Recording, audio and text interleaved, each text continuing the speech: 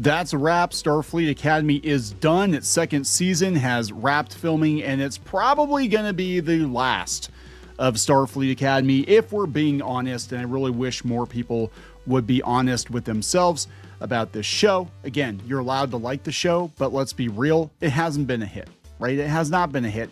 And there's a lot of turmoil going on at Paramount right now. Paramount's actually losing a bunch of money. They're in the middle of trying to acquire Warner Brothers. There's been some movement on that. They submitted another bid, and I guess Netflix has to respond to that bid, that offer. But they've lost like $300 and some million, $339 million just in Q4 of last year. Do you think they're going to bankroll more Star Trek that nobody's watching? Let's be real, right? Let's be real. So I think the reality is going to hit a lot of people upside the head here pretty quickly. I'd be very surprised. I'm not saying it's impossible, but very surprised if there would be a season 3 and people are like, well, there's a season 2. Well, there's a season 2 because they had one big episode order. It was greenlit up front, and now it's over.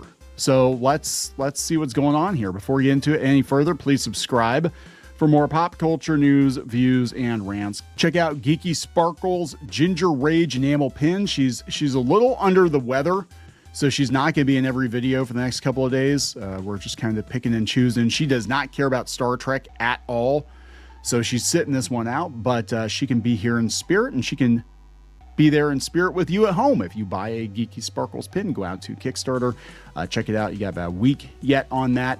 So let's take a look at the Screen Rant article. They said Star Trek Starfleet Academy actors announced they've wrapped filming season 2, and here's what that means for Paramount Star Trek TV franchise produced by Alex Kurtzman. Star Trek Starfleet Academy is one of the 2 remaining Star Trek shows on Paramount Plus. Strange New Worlds wrapped its 5th and final season in December and has seasons 4 and 5 banked and waiting to premiere on Paramount Plus. Now, this is very important. People don't understand. Hey, there's more Star Trek coming. There's more She-Ra coming. There's more whatever show coming. Oh, look, they just announced the next season. That show might have been in the can for a while. Right? We ran into this with the She-Ra stands because a lot of them, unfortunately, are very low IQ. They don't understand how this works. And they were all jumping down our throats. They're like, you said She-Ra's over. It's wrapped production, but they just announced season 4. I'm like, yeah, dumbass, because season 4 was already done. It's animation. They already did their jobs. It's probably sent overseas, and they're just kind of finishing it up, and that's it. All the people working on that show were sent home. They're looking for other jobs. It's over, right? It's over. They're sent home. So a spoonful of sugar helps the medicine go down. They have to make sure that they point out that critics love it. It's been rated fresh, 88% on Rotten Tomatoes. Doesn't matter what the critics think. The viewership is terrible, right? And it's expensive. And Paramount needs all the money they can get, especially if they get Warner Brothers. If this Warner Brothers thing goes through, they're going to be needing all the cash they can get. They're going to be, scrounging the couch cushions. They're going to be selling stuff off probably. And this is not a priority for them. Starfleet Academy is warping towards its season 1 finale with 3 episodes remaining to premiere on Paramount Plus. Paramount Plus ordered Star Trek Starfleet Academy season 2 during season 1's production, and the second season has been filming at the Star Trek stage at Pinewood Studios, Toronto, for the past several months. On their Instagram stories, the actors were posting about it. Here's their last day on set. That's it. I think it's going to be a wrap. Is anybody going to miss this show? Executive producer and co-showrunner Alex Kurtzman directed Star Trek Starfleet Academy's season 2 finale just as he helmed season 1's first 2 episodes. That feels like they're bookending the show, doesn't it? That feels final to me. Like, okay, we're going to bring him back in to direct the finale because he directed the pilot episode. I'm just saying. Star Trek Starfleet Academy Season 2 may not be fully wrapped yet, but when it does, it marks the end of production of Star Trek, produced by Kurtzman and Secret Hideout, which has overseen all Paramount Star Trek series since Discovery in 2017. As Star Trek Starfleet Academy Season 2, as well as the final 2 seasons of Strange New Worlds await their premieres, the future of Star Trek is up in the air after Skydance Media acquired Paramount Global in 2025. Alex Kurtzman's contract as executive producer of Star Trek reportedly is up at the end of 2026.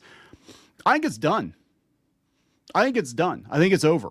I don't think there's going to be more. The viewership's not there. If this thing was a massive hit, and it's not even a massive hit on Paramount Plus, if this thing were a massive hit, maybe. But again, this company lost $300 and some million last quarter, right? It said it's unknown if Paramount Skydance will re-up Alex Kurtzman and Secret Hideout's contract or seek a new direction for Star Trek. Starfleet Academy Season 3 renewal is the big question mark. I don't think it's going to happen. Fans, all 12 of them, have reported on social media that Starfleet Academy cracks Paramount Plus's top 3 series and even temporarily displaces Landman as the #1 show when a new episode premieres. Okay, the numbers for the show are not good. When a new episode drops, sometimes, but it usually burns off within a day or so, right? And the 1 week, it was getting its ass kicked by Sabrina the Teenage Witch reruns. So it's not exactly a huge accomplishment, not for what the show costs, right? Because back in the day, in the 90s, I know Star Trek's not as big as it was in the 90s, but in the 90s, UPN, they started a whole new network based around Star Trek Voyager. That was like the flagship show for UPN. And it was like in the prime, I think it was it Thursdays at 8 or something like that, but they had a big spread in TV Guide, and there was a huge appetite for Star Trek, right? Next Gen and Deep Space Nine were huge. And yeah, and this is nowhere near that. It's nowhere near. I think they thought it was going to be, they thought Discovery was going to be it. And yeah, it was it. All right. It was it for a lot of Star Trek fans. Hopefully Paramount's going to order more. I don't think it's going to. So here, this person said, this is on Screen Rant. This person said, Cowboy, the photo at the top of the article just underscores why so many dismiss the show out of hand. You can't take a character seriously with a goofy hairstyle like that. One can but hope it marks the end of Kurtzman and a capable person takes the helm. Canceled.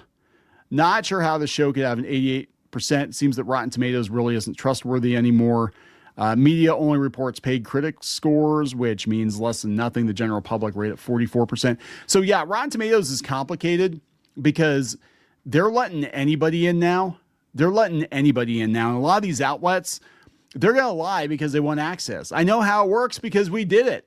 I mean, we don't lie, but we had to play ball. Again, we had a Disney blog and podcast for years, and it was expected that you said nice things. If you wanted to be invited to the cupcake parties and you wanted to be invited to the media hoedowns, it was expected that you would say nice things. And that's what these outlets want, right? They want exclusive interviews. They want exclusive information. They want to be put on the press release list or whatever. And yeah, they're going to say nice things.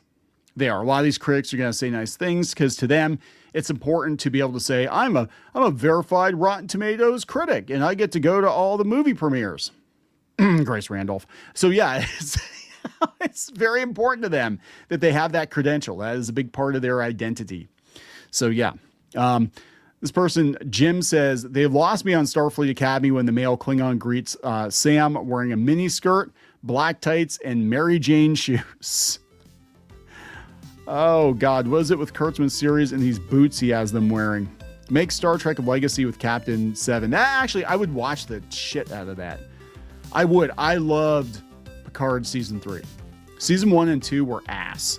And I hate that they made Picard a robot, right? But I love Season 3, and I'm like, I would watch a whole series with this. I mean, they could even limit Picard's involvement, maybe just a cameo or something. But I like those characters. I would watch that show, and I don't think we're going to get it, but whatever. Everyone knew this was getting Season 2, and after that canceled even before the first episode premiered. Good thing this is the end of the series that pushed Star Trek back to the 21st century and did not continue the true message of the Western in space. Yeah, it really is. It's a very Gen Z show, isn't it?